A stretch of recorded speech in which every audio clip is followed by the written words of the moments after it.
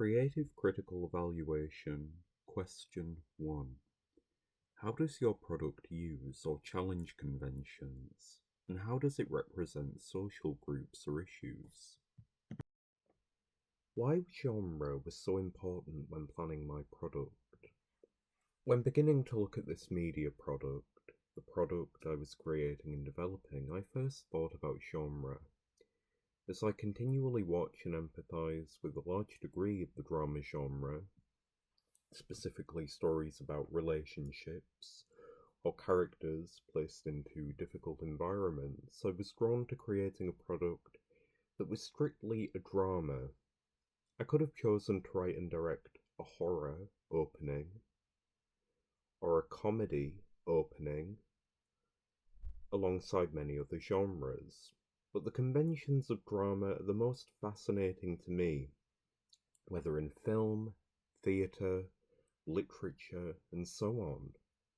By combining my admiration and interest in character-driven narrative, my favourite examples being from films Persona, May December, Perfect Days, Autumn Sonata, alongside my love and fascination with the conventions of drama, I set about writing and directing my product. The writing stage. When writing my product, I created two characters, Annie and Philip. In production, I was adamant in wanting to show that the pair knew one another and cared about each other. As shown at the beginning and at the end of my product, the pair embrace and a hug. When writing and directing Annie, I wanted her to be well-spoken, defiant, passionate, and angry. These qualities were used and established in order to juxtapose Annie from Philip, who is fearful, nervous, and worried. I found that they were binary opposites, fitting into Levi-Strauss's theory. I wanted to abandon core stereotypes attributed to men and women. Whereas another writer may have established Philip as the headstrong, passionate character, and Annie the passive, fearful one, this would have adhered to old-fashioned patriarchal stereotypes, and as I mentioned above, I wanted to avoid this. By breaking these conventions that an audience may be aware of or expect, I provided a different view of a relationship shown on screen. Although there's no direct answer as to how Annie and Philip were involved together, I wanted the audience to figure it out or question how they knew each other and how long for. I also directly wanted the ending to adhere to Balthus's Enigma code, which would have possibly excited the audience and made them want to watch on. Have we subverted stereotypes, making Annie the strong character that you see in the film opening? Yeah, I think in a way, yeah, in a lot of ways, yes.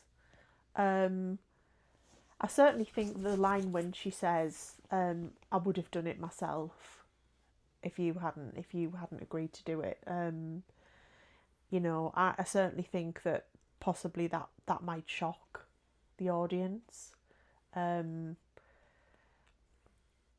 she's obviously agitated, and they've both got to the end of the tether. But I think for a woman to sort of say that she'd do that, no matter sort of how powerful a woman she is yeah, is sort of flipping the thing on its head, really. How did I aim to tackle and look at social issues in my product? I carefully and deliberately thought about judging and commenting on social issues before writing my script and planning my product's narrative, until I realised that I would rather avoid doing this, even in an implicit nature. Whilst the plot concerns a murder, I aimed to provoke slight hints as to what was happening between the pair, and the man who was eventually killed. Halfway through the product, Annie remarks in a piece of dialogue, "He was blackmailing us. He was bleeding us dry." I could have instinctively decided to establish the man, Jimmy, as a corporate worker or boss, someone in charge. But I left this information hidden as to interest the audience. I had the choice to potentially comment on social power dynamics within relationships or in the workplace, but I avoided doing so for the sake of intrigue.